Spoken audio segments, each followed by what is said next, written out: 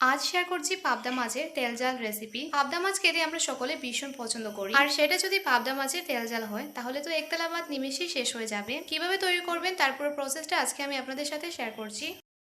পাবদা মাছের তেল জাল তৈরি করার জন্য আমি এখানে পাবদা মাছ নিয়েছি, আর মাছগুলোকে আমি ভালো করে ধুয়ে পরিষ্কার করে নিয়েছি। এখন এর মধ্যে হলুদ গুঁড়ো, মরিচের গুঁড়ো, লবণ আর সরিষার তেল দিয়ে ভালো করে মাখিয়ে নেব। মাছ ছাড়া মাছে সবসময় তেল মাখিয়ে নেবেন, তাহলে মাছগুলো ভাজার সময় আর ফেটে যাবে না। মাছগুলো মেখে নেওয়ার পর এগুলোকে আমি 10 মিনিটের জন্য রেস্টে রেখে দেবো।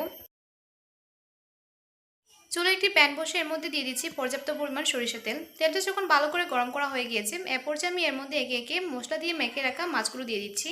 একসাথে আমি বেশি মাছ দেবো না, তাহলে মাছগুলো ভেঙে যেতে পারে। মাছগুলোকে আমি লাল লাল করে ভাজবো না, তাহলে এর টেস্টটা কিন্তু নষ্ট হয়ে যাবে। একটা পাশ ভাজা হয়ে যাওয়ার পর আমি উল্টে দিচ্ছি, যাতে অপর পাশটা ভালো করে ভাজা হয়ে যায়।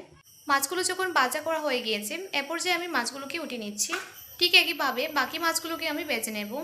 চুলে একটি কড়াই বসে এর মধ্যে দিয়ে দিচ্ছি পর্যাপ্ত পরিমাণ সরিষার তেল। তেলটা গরম হয়ে যাওয়ার পর এর মধ্যে দিয়ে দিলাম 5 ফোড়ন। আপনারা চাইলে এখানে 5 ফোড়নের পরিবর্তে শুধু কালো জিরা ব্যবহার করতে পারেন। দিয়ে দিলাম 2টো কাঁচা মরিচ। তারপর সবকিছুকে ভালো করে নেড়েচেড়ে ভেজে নিচ্ছি। দিয়ে দিলাম এর মধ্যে 2 চা চামচ পরিমাণ আদা রসুন বাটা। তারপর এগুলোকে ভালো করে নেড়েচেড়ে ভেজে নিচ্ছি, যাতে আদা রসুনের কাঁচা গন্ধটা না থাকে। আদা রসুনের কাঁচা গন্ধটা থাকলে এই রেসিপিটা খেতে কিন্তু একদমই ভালো লাগবে না। দিয়ে দিলাম এর মধ্যে 2 চামচ পরিমাণ পেঁয়াজ বাটা। তারপর সবকিছুকে একসাথে ভালো করে নেড়েচেড়ে কষিয়ে এর মধ্যে দিয়ে দিচ্ছি টমেটো পেস্ট। টমেটো পেস্ট দেওয়ার পর আবারও সবকিছুকে ভালো করে নেড়েচেড়ে কষিয়ে নিচ্ছি, যাতে টমেটোর কাঁচা গন্ধটা না থাকে। এখন এর মধ্যে কিছু গুঁড়ো মশলা অ্যাড করব। দিয়ে দিলাম সামান্য পরিমাণ হলুদ গুঁড়ো, 1 চামচ পরিমাণ মরিচের গুঁড়ো, 1 চামচ পরিমাণ ধনে গুঁড়ো, 1 চামচ পরিমাণ ভাজা জিরে গুঁড়ো, আর দিয়ে দিলাম পরিমাণ মতো লবণ। তারপর এর মধ্যে সামান্য পরিমাণ পানি দিয়ে মশলাগুলোকে ভালো করে নেড়েচেড়ে কষিয়ে নিচ্ছি।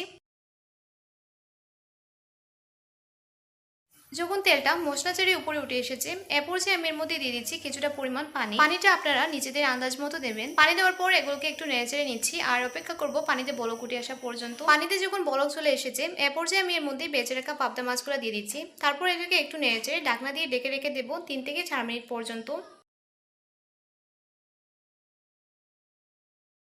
4 মিনিট পর ঢাকনাটি খুলে নিচ্ছি। তো আমার পাবদা মাছের তেল ঝাল রেসিপিটা কিন্তু একদম তৈরি করা হয়ে গিয়েছে। এখন আমি এটাকে নামিয়ে নেব। তৈরি হয়ে গেল আজকের ভীষণ মজাদার পাবদা মাছের তেল ঝাল। এই রেসিপিটা আপনাদের সবার কাছে কেমন লাগলো অবশ্যই আমাকে কমেন্টস করে জানাবেন। ভালো লাগলে আমার চ্যানেলটা সাবস্ক্রাইব করে পাশে থাকা বেল আইকনে প্রেস করে দেবেন। আজকের মতো এখানেই বিদায় নিচ্ছি। ভালো থাকবেন সবাই। আল্লাহ হাফেজ।